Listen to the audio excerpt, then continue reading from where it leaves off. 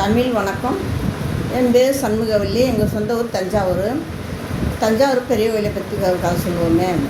அந்த காலத்தில் ராஜராஜ சோழர் என்ன செஞ்சுருக்காரு, நம்ம ஞாபகமாக ஒரு கோயில் கட்டணும், எல்லா மக்களும் சாமி கும்பிட்றதுக்கு நமக்கு ஒரு கோயில் வேணும் அப்படின்னு ஒரு முடிவு பண்ணி அவரே ஒரு மேப்பு போட்டு அவரே ஒரு கோயில் கட்ட ஆரம்பிச்சிட்டார். அப்போ அந்த கோயில் அவர் போட்ட மேப்பு கரெக்டாக அவருக்கு மனசு பிடிச்சாப்புல இருந்திருக்கு. கூப்பிட்டாரு, மந்திரிகிட்ட சொல்லி இந்த மாதிரி கட்டடக்கலை வல்லுநர்களை கூட்டிகிட்டு வாங்க அப்படின்னு சொல்லி அவங்களையும் கூட்டிகிட்டு வந்தாங்க. இந்த மேப்பை காமிச்சு இது பிரகாரம் ஒரு கோயில் கட்டணும்னு சொல்லி முடிவு பண்ணிட்டாங்க. அவங்க சொல்கிறவங்க ராஜா சொன்னோன்னா மகாராஜா அப்படியே சிவ மகாராஜான்னு ஒத்துக்கிட்டாங்க. அது பிரகாரம் கட்ட ஆரம்பிச்சிச்சு. அப்போ தஞ்சாவூர் சைடு கல்லெல்லாம் ரொம்ப குறைவு, கல் கிடைக்காது, கருங்கல் பெரிய பாறைகள்லாம் கிடைக்கல. அப்போ அந்த பாறைகள் கல்லுகளை சேகரிக்கிறதுக்கு வெளியூரில் போய் ரொம்ப ரொம்ப ரொம்ப தூரத்தில் போய் நார்த்தமலை, திருச்சி மலைக்கோட்டை சைடு, சித்தனவாசல் சைடு இப்படிலாம் போய் கல்லுகளை சேகரித்து இன்னும் ரொம்ப ரொம்ப தூரத்துலலாம் போய் கல்லுகள் சேகரிச்சிருக்காங்க. நிறையா ரொம்ப தூரத்துலலாம் போய் சேகரிச்சிருக்காங்க. கல்லுகளை சேகரித்து அந்த கல் எல்லாம் ஒரு வழி பண்ணி சேகரித்தாச்சு. அது சேகரித்து முடிஞ்ச உடனே கொண்டு சேர்க்கணும். உடனே யானைப்படை, குதிரைப்படை, சேவகர்களை வச்சு கல்லுகளை கொண்டு சேகரித்து கோயில் கட்ட ஆரம்பித்தாச்சு. கோயில் கட்டுறதுக்கு பல வருடங்கள் ஆயிடுச்சு. ஒரு பல வருடங்களுக்கு பிறகு கோயில் கட்டி முடித்து ராஜா போய் கோயிலை பார்க்குறாரு. பார்க்கும்போது ராஜாவுக்கு ஒரு சின்ன குறை இருந்தது. அப்போ எல்லா மக்களும் எதிர்பார்த்துருக்காங்க, ராஜா மனசில் ஏதோ சின்ன குறை இருக்கேன், மனசு அவர் முகம் சரியில்லைன்னு சொல்லி எதிர்பார்த்துருக்காங்க. மறுபடியும் அந்த கட்டடக்கலை வல்லுநர்களை கூப்பிட்டு, நான் சொல்லுவது போல் சில செய்யுங்க, நான் சொல்வது போல்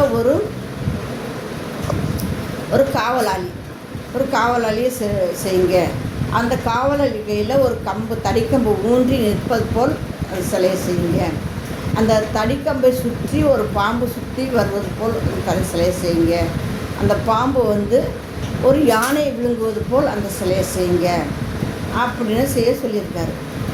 அப்படி சொல்லும்போது வல்லுநர்கள்லாம் ரொம்ப பயம் போச்சு. எப்படி சொல்கிறாருன்னு ரொம்ப யோசிக்க ஆரம்பிச்சாரு. சரியா அப்படியே செய்வோம் மகாராஜான்னு செய்ய ஆரம்பிச்சாரு. செய்ய அதுவும் பல வருடங்களுக்கு அந்த சிலையும் செஞ்சு முடிச்சு மகாராஜா சொன்ன போல் செஞ்சு முடிச்சாச்சு. மகாராஜா பார்வை போயிட்டுருக்காரு. பார்க்கும்போது மகாராஜாவுக்கு பரவாயில்ல, நம்ம நினச்சது போல் ஓரளவுக்கு பரவாயில்ல, இந்த சிலை செஞ்சு முடிச்சாச்சு, இந்த கோயில் கட்டி முடிஞ்சிருச்சு அப்படின்னு சொல்லி மகாராஜா புன்னகையோட வெளியில் வந்திருக்கார், பொண்ணு சிரிப்போட. அப்போ எல்லா மக்களும் எதிர்பார்க்குறாங்க, மகாராஜா முகத்தில் புன்னகையோடு வர்றாங்களே, என்ன சந்தோஷத்தில் வர்றாருன்னு எல்லா மக்களும் எதிர்பார்க்குறாங்க. அப்போ எதிர்பார்த்து கேட்பாங்க இல்லைங்களா, மந்திரி இவங்கெல்லாம் கேட்கும்போது அப்போ அவர் சொல்கிறாரு, அந்த காலத்தில் கடல் உயிரினங்கள் யாருக்குமே தெரியாது. விஞ்ஞானிகள் அந்த காலத்தில் ரொம்ப குறைவு. அந்த கடல் உயிரினங்களை போய் கண்டுபிடிக்கிறதுக்கு தெரியாது, கடலை பற்றி தெரியாது ராஜா காலத்தில். அப்போ அந்த காலத்தில் உள்ள உயிரினங்களில் விலங்குகளில் எது பெரிய விலங்கு அப்படின்னு கேட்டிருக்காரு. ராஜா கேட்குறாரு. மக்கள் கேட்குறாங்க இல்லைங்களா, ராஜா மனசில் புன்னகையோடு இருக்கீங்களேன்னு. அப்போ எது பெரிய விலங்குன்னு கேட்குறாரு. அப்போ அந்த காலத்தில் அப்போதைக்கு உள்ள காலகட்டத்தில் யானை தான் பெரிய விலங்கு. அப்போ யானை ஒரு யானையை ஒரு பாம்பு விழுங்குதுன்னா அந்த ஒரு யானையை பாம்பு விழுங்குன்னா அந்த பாம்பு எவ்வளோ பெரியதாக இருக்கும். அந்த பாம்பு ஒரு யானையை விழுங்குற பாம்பு எவ்வளோ பெரியதாக இருந்துச்சுன்னா அந்த அந்த அந்த பாம்பு சுற்றி வந்த தடிக்கம்பு எவ்வளோ ஒரு வல்லினமாக இருக்கும்.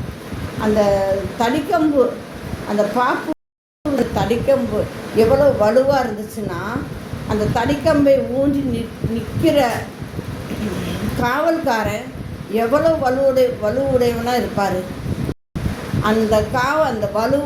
அந்த பாம்பு சுற்றி வந்த தடிக்கம்பு எவ்வளோ வலுவாக இருந்துச்சோ, வலுவு பெற்றதாக இருந்துச்சோ, அது அந்த தடிக்கம்பை ஊன்றி காவல்காரன் எவ்வளோ வலுவனராக இருப்பாரோ, அப்போ அவர் காக்கும் கோட்டை எவ்வளோ பெரியதாக இருக்கும். அந்த கோட்டை அவர் காவல் காக்கும் கோட்டை எவ்வளோ பெரியதாக இருந்தால் அதில் நிற்கும் அந்த கோட்டை நடுவில் நிற்கும் கோபுரம் எவ்வளோ பெரியதாக இருக்கும், எவ்வளோ உயரத்தில் எவ்வளோ பெரியதாக இருக்கும். அவ்வளோ உயரத்தில் அவ்வளோ பெரிய கோபுரத்துக்கு நடுவில் இருக்கும் சாமி எவ்வளோ பெருசாக இருக்கும் அப்படின்னு ராஜா அந்த கதையை முடித்து இது பெரிய கோயில் அப்படின்னு பேர் வச்சுட்டு இறங்கிட்டார். இறங்கின உடனே மக்களுக்கு சந்தோஷம் தாங்க முடியலை. அதுக்கப்புறம் உள்ள வர காலகட்டத்தில் தஞ்சாவூர் மாவட்டம் ஆறுகள் நிறையா பெருகி ஆற்றுகளில் தண்ணி நெல்கள் விளைஞ்சு நெல்களஞ்சியம்னு பேர் வச்சு அதுக்கு பிறகு நெல்களஞ்சியம்னு பேர் வந்ததுக்கப்புறம் தஞ்சை பெரிய கோயில்னு பேர் இருந்துச்சு. அதான் கதை. தமிழ் வணக்கம்.